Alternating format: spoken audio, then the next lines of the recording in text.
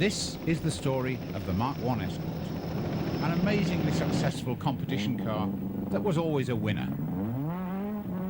From 1968 to 1975, Escorts were victorious all over the world, in rallies, races or rallycross, on tarmac or loose surfaces, in deserts or on ice. No other British car was as versatile.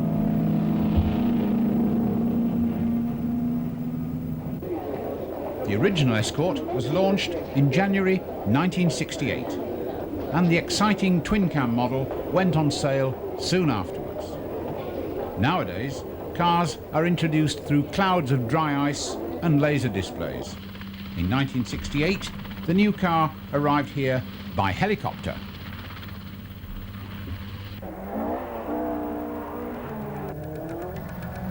The first twin-cam prototypes were built in 1967, and rough road testing soon began on the Bagshot tracks in Surrey. Even then, as you can see, the twin-cam was a fast and well-balanced car. Ford was excited about its future. It was already quite a bit faster than their existing rally cars. 3 weeks after it had been announced, the twin-cam made its competition debut. 2 Boreham-built cars were sent to Croft for a TV rallycross meeting, where Roger Clark, Barry Lee and Tony Chappell shared the driving. Even though these cars were still underdeveloped, they won 4 races between them. If cars with only 150 bhp could go so well, what did the future hold?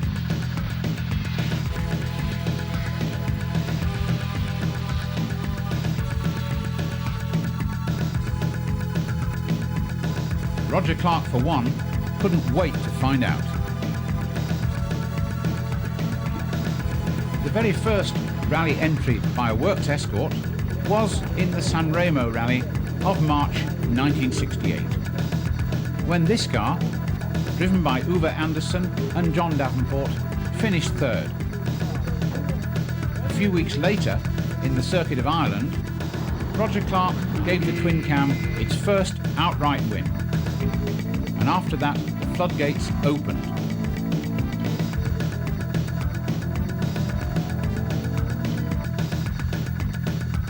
In the next month, there were 3 more Escort victories. Roger won the Tulip and Acropolis rallies, while Bengt Soderstrom won the Austrian Alpine. In those days, please note, drivers changed their own spare wheels.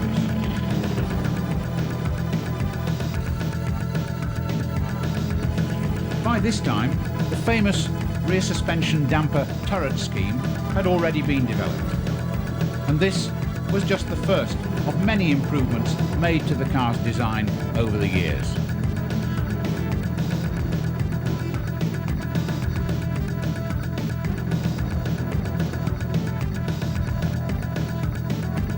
Even by that time, of course, the works Escorts handled beautifully on gravel and on tarmac.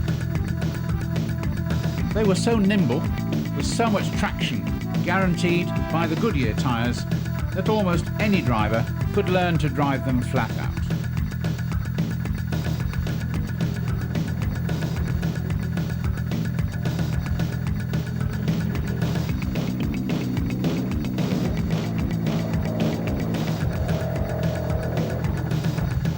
Roger Clark and Uwe Anderson loved every minute of it, and before long the private owners would get their chance too.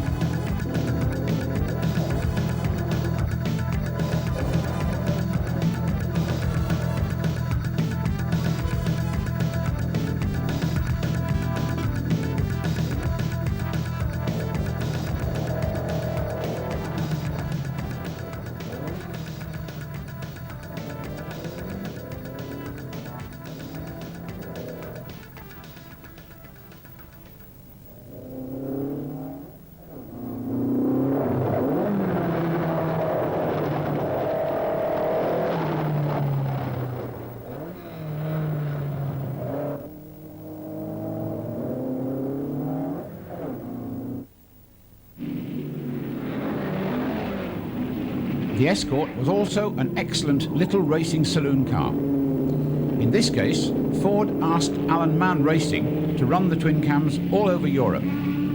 Those are the red and gold cars, while Broadspeed prepared the maroon and silver 1300 GTs. Both teams entered 2 cars in this race, the Nürburgring 6-hour event in West Germany, with drivers like Frank Gardner and Peter Arundel in the twin cams, and John Fitzpatrick and Anita Taylor in the leading 1300 GTs.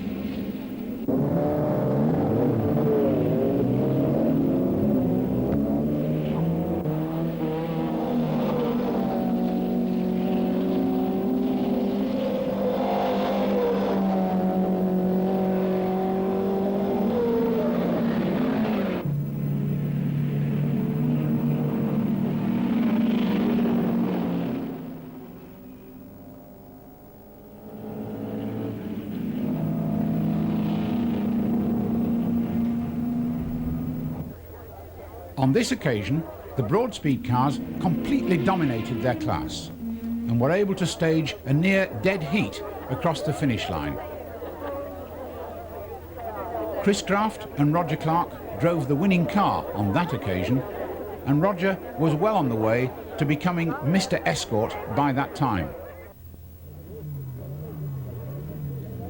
By 1970, when Tony Fall drove this twin cam in the TAP Rally in Portugal, the Escort had already changed quite a lot. 5-speed ZF gearboxes, heavy-duty Atlas axles, and the big wheel arches had all been homologated. A 16-valve Escort, the BDA-engined RS1600, had also been announced. Stuart Turner had taken over as competitions manager at Boreham. The AVO factory at South Ockenden was nearly finished, and it was an exciting time to be in motorsport at Ford.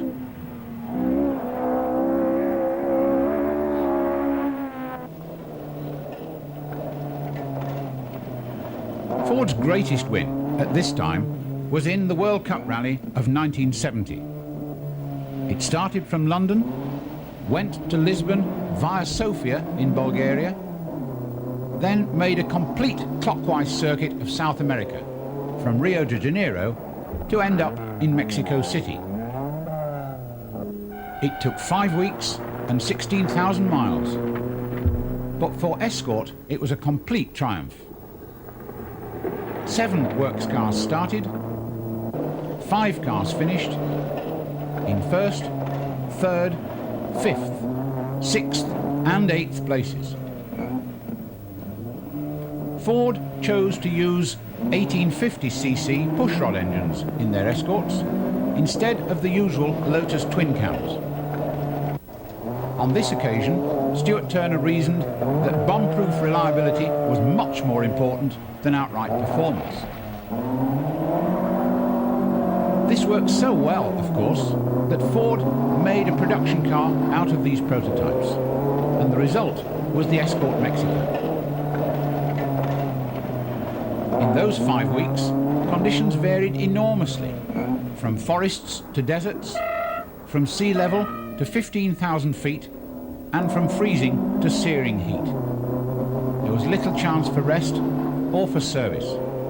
The crews had to be fit, and they had to get on well together. There were days when the World Cup Rally broke new ground. At times, it was so remote that the cars could almost have been on the moon. At others, they were driving through primitive jungle. Even so, the roads were always open to other traffic. The bridges were sometimes very rickety indeed, and there always seemed to be smelly trucks in the way.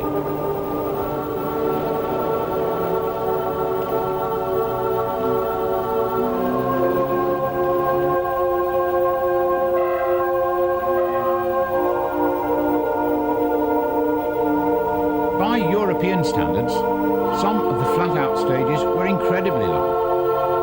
One of them lasted for more than 10 hours, and at times this World Cup Rally was a lonely, solitary business.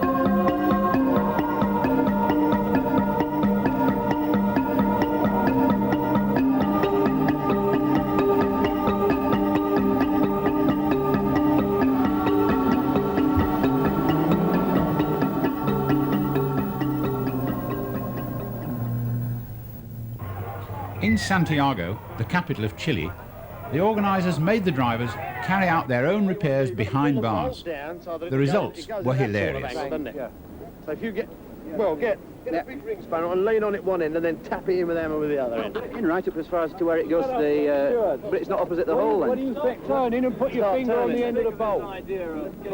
Yeah, very much in favour of it. This is an excellent idea. We'd have come thousands of miles to see this, and more than anything else, it's proved to the Chileans that the English really are crazy. But it's all they're doing is routine shock absorber changes, which we haven't really got time on the road. The schedule is so tight, so we've got the drivers to do. It's good practice for them. You haven't got the top fastened to the bottom. You know when we said compress it together, you didn't tape the one to the other one, did you? No, you just pushed it and then let it go. By this time, the main competition from Citroën and Triumph was already well behind. René Trautmann had crashed his Citroën, but Paddy Hopkirk would finish second in the big fuel-injected Triumph, and Brian Kolcheth would finish fourth. It was a good event for British Leyland. It was an even better event for Ford. Long before the finish, Hannu Mikkola and Gunnar Palm, you see them here in car number 18, had built up a commanding lead. At the end of the event, their penalty was 9 hours and 7 minutes. Rauno Aaltonen and Henry Lydon in car number 46 finished third, no less than 99 minutes further back. It was that sort of marathon. Timo Mäkinen and Gilbert Stepeler, car number 103, finished fifth, while Tony Fall and football star Jimmy Greaves took sixth place in car number 26.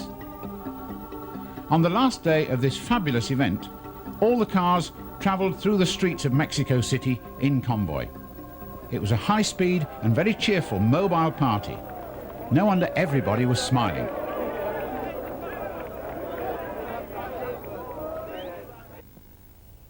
Events, Borum went high jumping to a number of victories in Finland, and some of the cars seemed to develop personalities all of their own.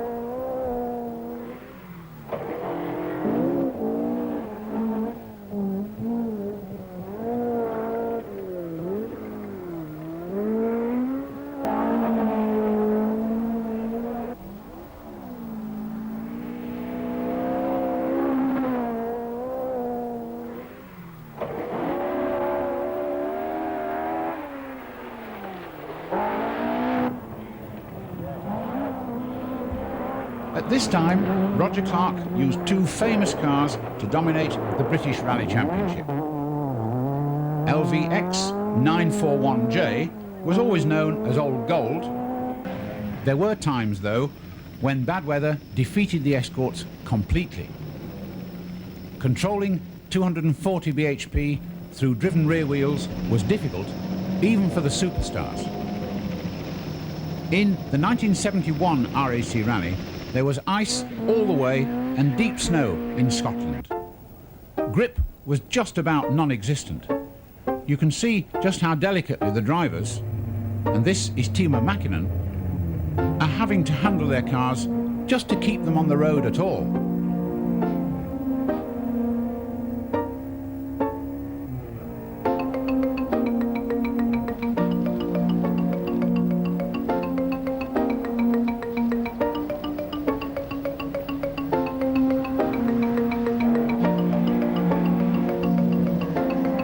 At times, the stages disappeared almost completely, and the rally eventually ground to a halt in Scotland.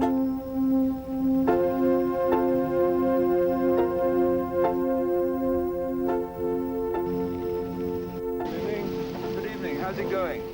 Oh, not very well. We can't find any roads in the forest. Even so, until the snow set in, Timo Mäkinen's Escort, that's car number 6, led the event, and Hannu Mikkola's sister car wasn't far behind. Then, in the Welsh section, Timo's car needed a gearbox rebuild, which cost him more than 30 minutes.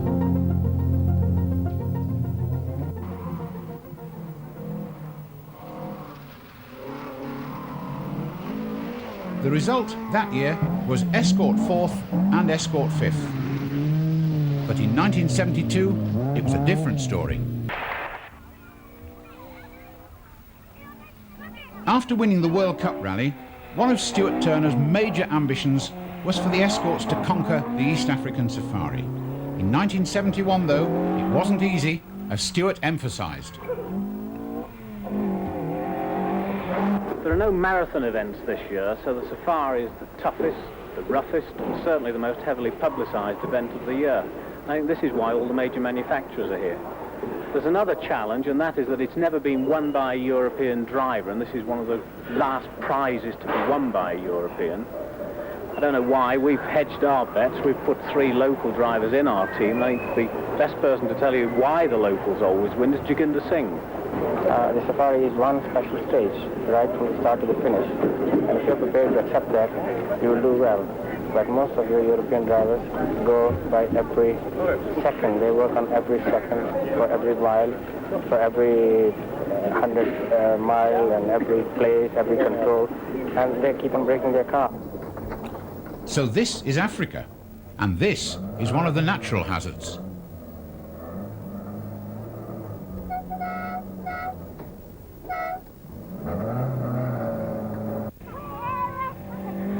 It was to be the final works appearance for the twin cams. At this stage, Boreham didn't yet trust the RS 1600 engine's long-distance reliability on African petrol. Although the works Escorts were fast, the Datsun opposition was even faster on this dry and dusty safari. It was just Jaginder's bad luck that his car struck trouble right in front of a film crew with a jammed gearbox, which eventually dropped him right down to 16th place.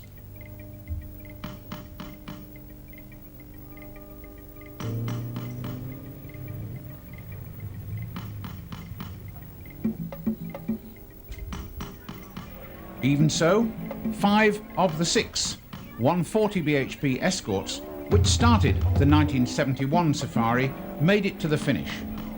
2 local men, Robin Hillier, 4th, and Vic Preston Jr., 6th, were well up the list.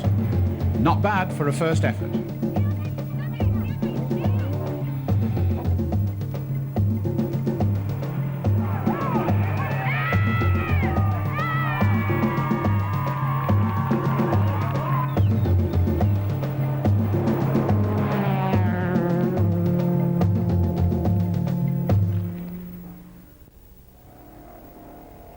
Now it's 1972, and in its second safari assault, Ford was quite determined to give the Escort its first ever East African success. This time the team had tested very well and had chosen RS 1600s, which were fitted with 1.8 litre 205 bhp engines. And this time there were no mistakes. We got no problem. The 1972 cars were stronger and much faster than all their opposition. Even more reliable than a year ago, and there was a star-studded 5-car team.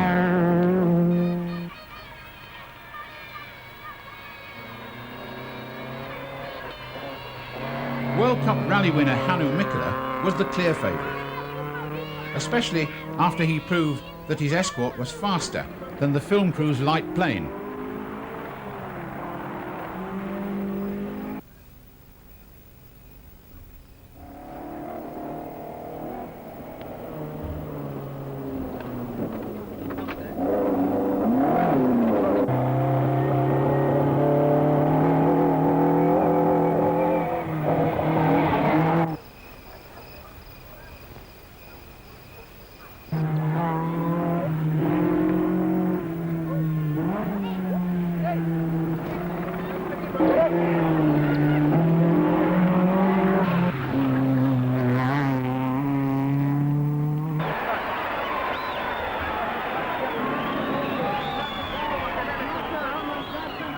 By half distance, the Escorts were controlling the event, with Hannu's RS 1600, that's car number 7, already in the lead. And with Vic Junior Preston, car number 14 third. Scandinavian against local boy? Who would win?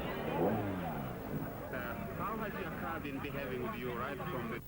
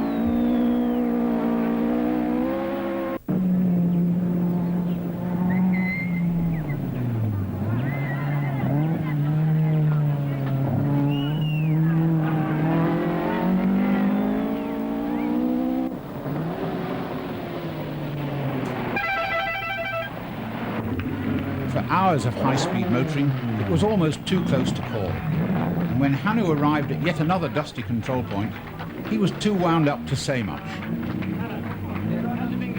Co-driver Gunnar Palm, however, was more hopeful. About a European victory? I think that's on now. You think that's on? Yeah, I would be most surprised and disappointed if we couldn't make it now.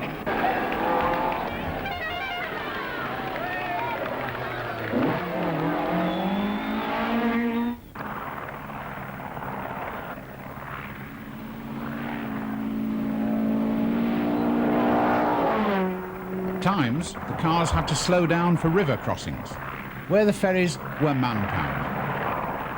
1 Kenyan shilling for this trip? Sounds a bargain, really.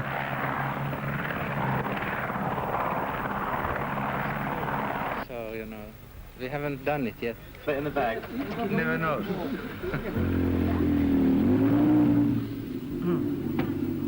Even though Hannu was still being very cautious, his RS 1600 was strong, and he must have known that victory was close at last.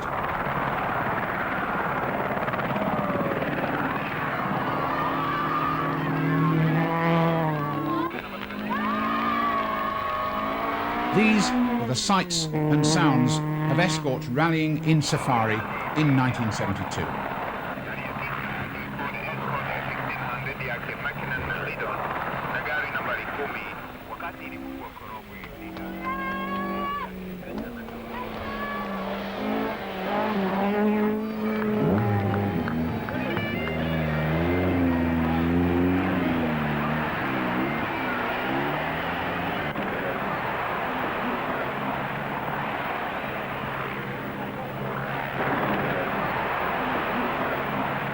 Hannu and Gunnar had broken the mould.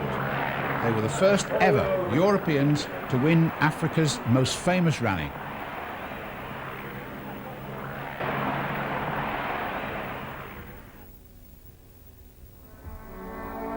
The RS 1600 was also an excellent racing car, but let's listen to John Fitzpatrick telling the story. Braking at about 150 yards, straight down into third. The one that tightens up hard through the second one. A little bit of opposite lock on the way out under power.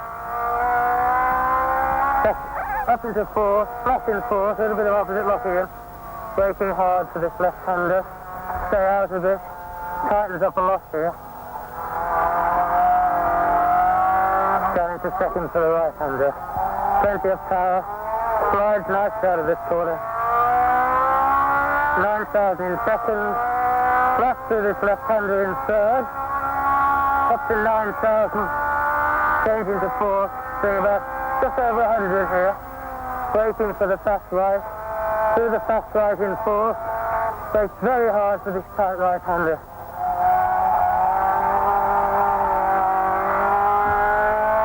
Quite a slippery corner there. Into fourth. Downhill very fast. That was Iran, and this is Jerry Birrell at the Salzburg ring. Long right-hander. Understeer. Then over steer. Looking slightly back, but very easy condition.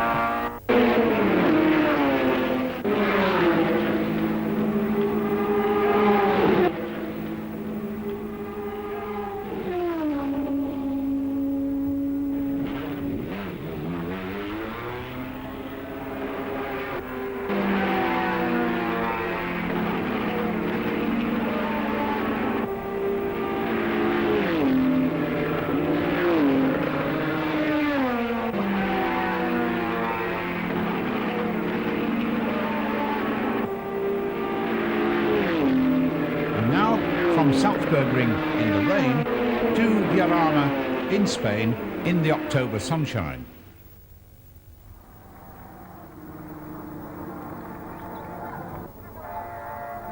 In this race, the final round of the European Championship of 1971, the blue Cologne-prepared RS 1600, that's car number 21, was driven by John Fitzpatrick and Jochen Maas. It was so fast that it defeated an entire team of Capri RS 2600s, putting several noses out of joint and winning the race outright.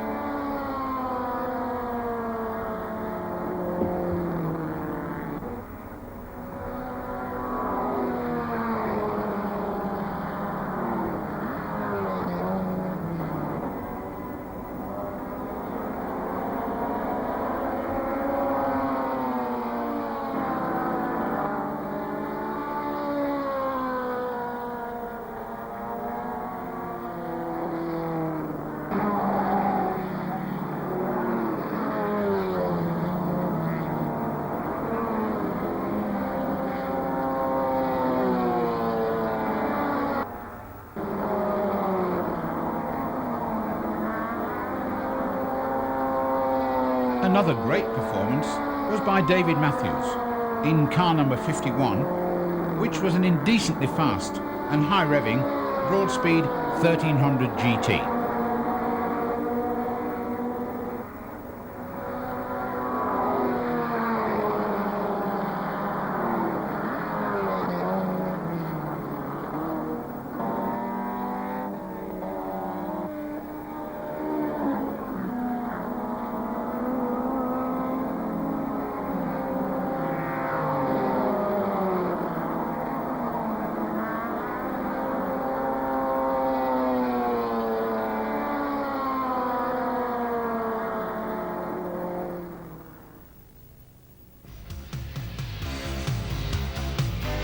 Ford launched the single-cam RS2000 in 1973, a car which proved to be ideal for the Tour of Britain, which was a mixture of rallying and racing for Group 1 cars.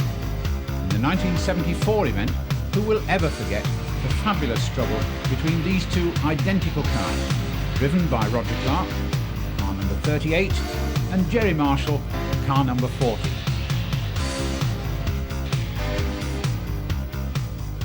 The idea was that I should show Roger the way around the circuit, and he would theoretically show me the way around the stages, but there's no way I'm going to stay with him on the stages. On the circuit, he's proving very difficult to get by. I'm quite happy just to keep up with Jerry on the circuit because I know I can beat him on the stages. His technique is a little different from yours, isn't it? And from anybody else that I've ever seen. Well, that's by accident, I would think.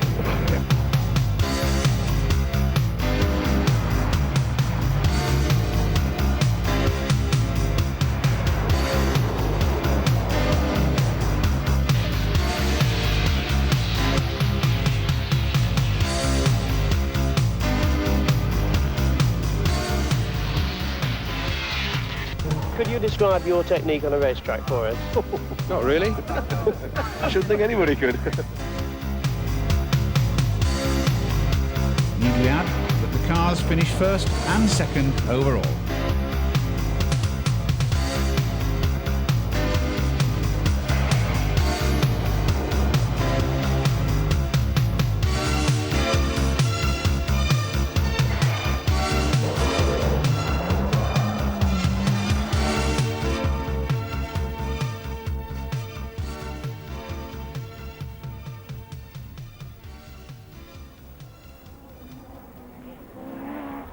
By this time, winning British rallies was getting to be a habit for the Escorts. The works cars were first, second and third in the 1973 RAC Rally. And here, in the 1974 RAC, the first to be sponsored by Lombard, they were expected to win again.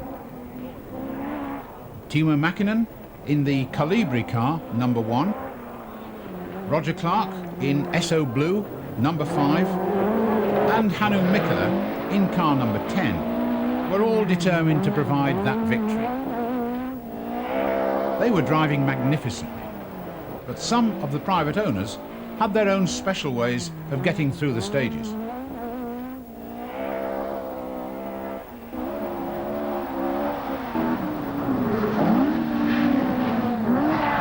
The sight and the sound of a 2-litre Escort RS 1600 in full cry was always impressive, and the spectators loved it.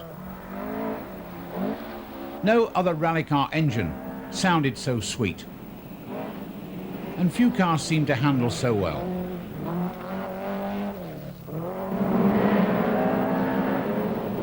On tarmac or on the loose, on the ground or even over big jumps, the Escort always seemed to be well balanced.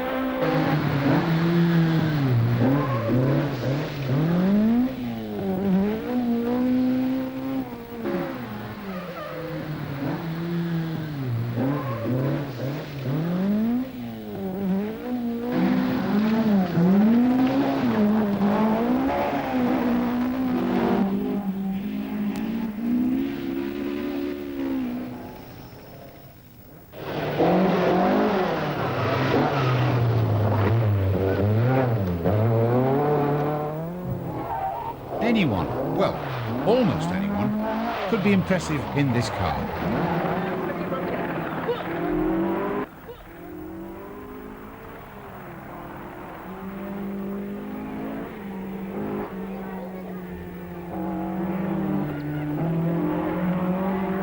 The secret of driving an Escort really quickly on a rally was to get it flowing along, singing away in 5th gear and floating gently from side to side of the camber. Timo Mäkinen was clearly enjoying this lovely run across the moors.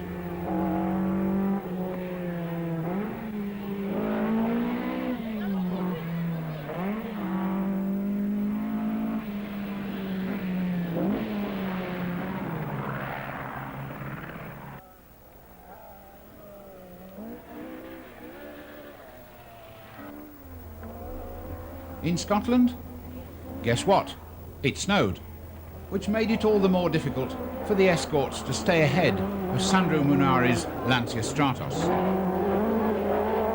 It didn't help either that the Works Escorts had a choice of 13-inch or 15-inch wheels to use on this event. Stuart Turner was sure that this would lead to confusion.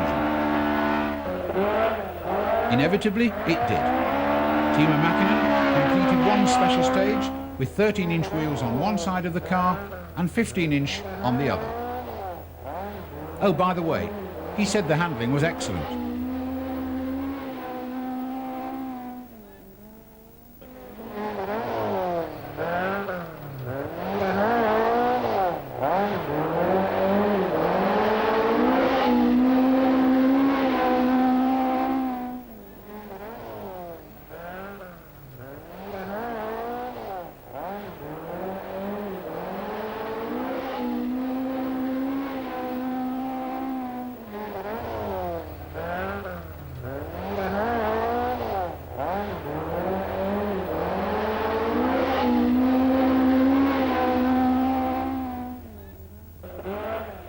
Top opposition in 1974 from Lancia, from Fiat and from Saab, but the RS 1600 had the legs of all of them.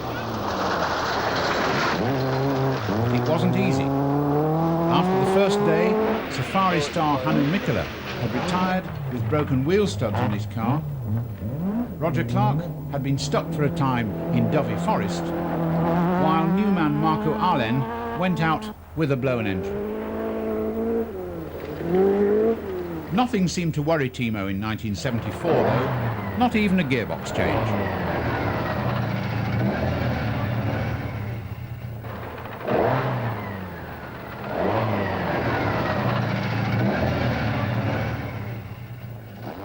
Stopped to do some servicing before the start of these stages. Was it a clutch? It was indeed. It was replaced in about 38 minutes. Will this affect your overall position? Not at all, no. It's going better than ever now. How's it going, Timo?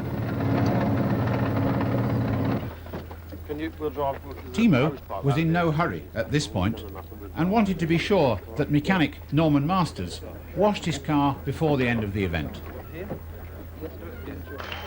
Celebrations? Well, yes, of course.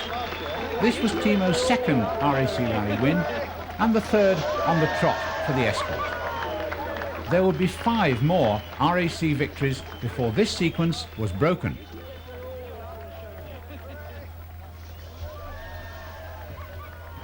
When we start this morning, I feel the clutch was slipping, and that is why we changed it before first test. What was this trouble this morning when we saw you'd had a long service? Could you have lost the rally? Yes, we could have done. The service crew were magnificent, and they changed the clutch assembly in about 40 minutes, which allowed us to stay in the rally. It was, it was a precaution which paid off. How long did they have? Would you have lost the rally if they'd taken 45 minutes? No, we'd have lost the rally if they'd have taken 50 minutes. It was as tight as that.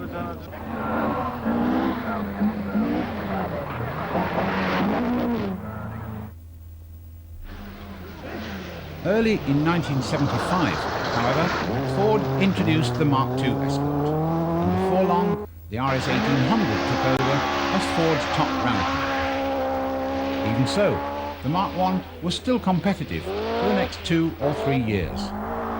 The orange car, driven by Tony Fowkes, finished a storming third in the Lombard RAC of 1975 behind the works cars.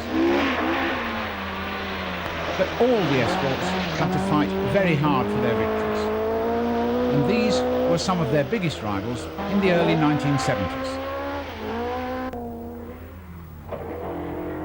Saab's V4 was already in use when the twin cam was launched, and Scandinavian heroes like Stig Blomqvist, Per Eklund and Simo Lampinen really made them fly, in more ways than one.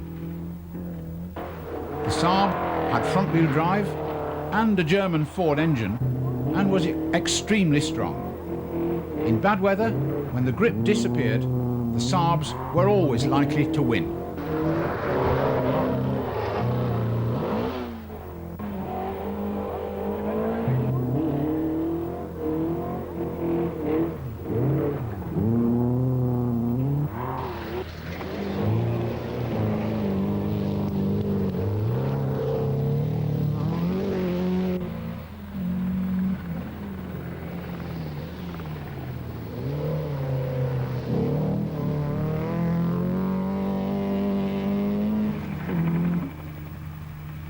Datsun's 240Z was a big, raucous and long-legged sports car. It was ideal for the Safari, but not as nimble on an RAC or a Monty. The Z cars beat the Escorts in the 1971 Safari, but Ford turned the tables a year later.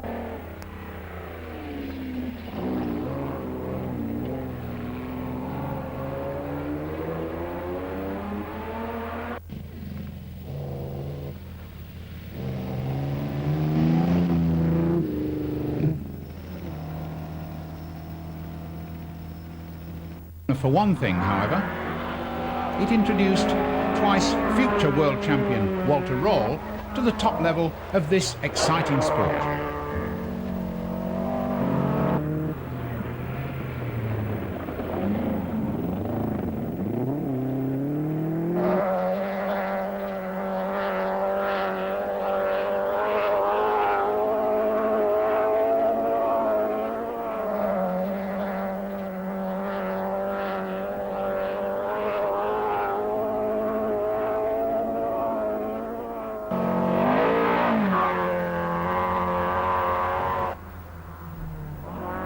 Fiat didn't even break into rallying until the Escort was established.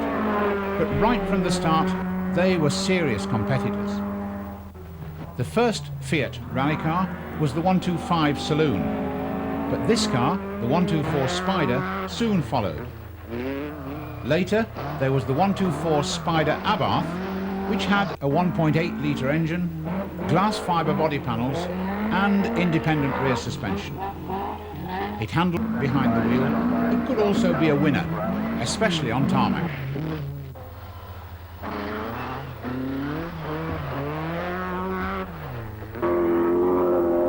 Volvo's big saloons were solid and nearly unbreakable in Scandinavian events. They were not as fast as the Escorts, but many famous drivers like Marco Alén and Hannu Mikkola started rallying this way.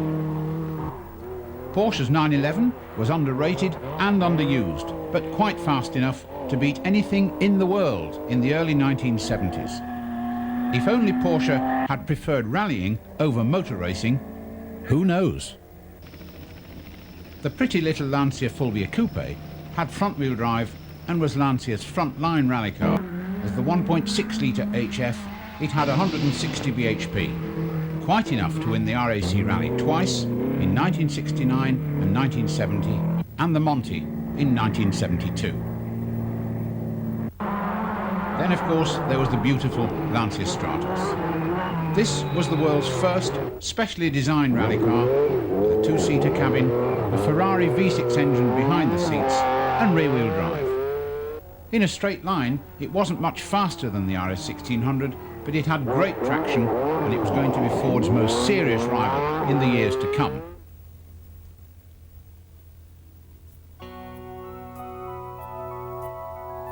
But the Mark I Escort couldn't possibly have been a winner without the expertise of many people.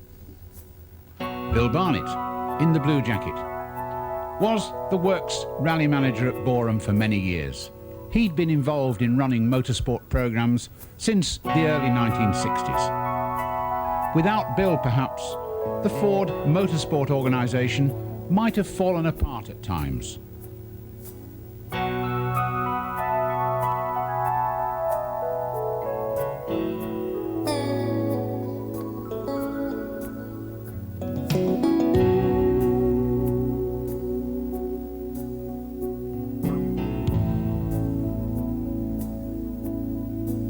Ashcroft and Stuart Turner, well, they need no introduction. They were the competition managers who spanned the Mark I period. Both of them had to listen to Mick Jones's wisecracks in all weathers, and some of his jokes were no better than the coffee he had to drink, I reckon.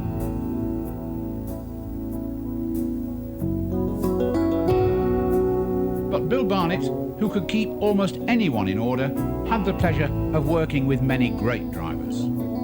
Roger Clark, twice winner of the RAC Rally in Escorts in the 1970s, was Britain's most successful rally driver. Tony Mason was his co-driver in 1972, but in 1971 he went for an involuntary paddle at Woburn Park. That's Tony's driver on that occasion, Peter Clark. He's now a successful Ford RS dealer.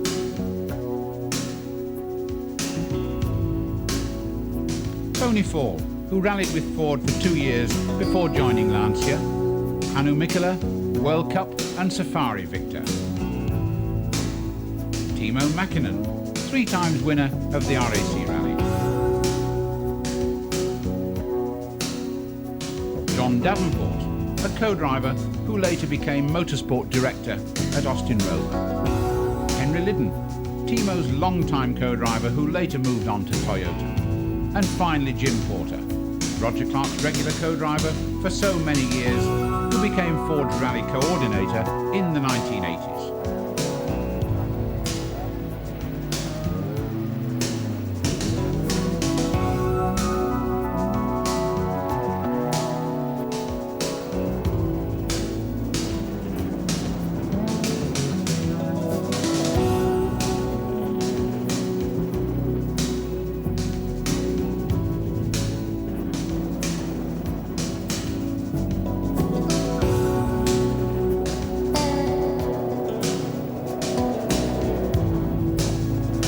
By the time the Mark I Escort gave way to the restyled Mark II, it was Ford's most successful rally car of all time. In 7 years, it won the world's longest, the world's toughest, and the world's fastest races and rallies. It won in Britain and in Europe. It won in Africa and in South America. It won in Finland and in New Zealand. Ford never stopped developing the car and never stopped trying to make it faster and stronger. In 1968, don't forget, the rallying twin cams had 1.6-litre, 8-valve engines, 160 bhp and 4-speed gearboxes. By 1974, the works RS 1600s had 16-valve, 2-litre engines, 240 bhp, 5-speed gearboxes and massively strong back axles. Not only that, but the world-famous Mexicos and RS 2000s were also developed as more civilised road car versions of these famous machines. Here then are the final sights and sounds of a truly great competition car, the Mk1 Escort.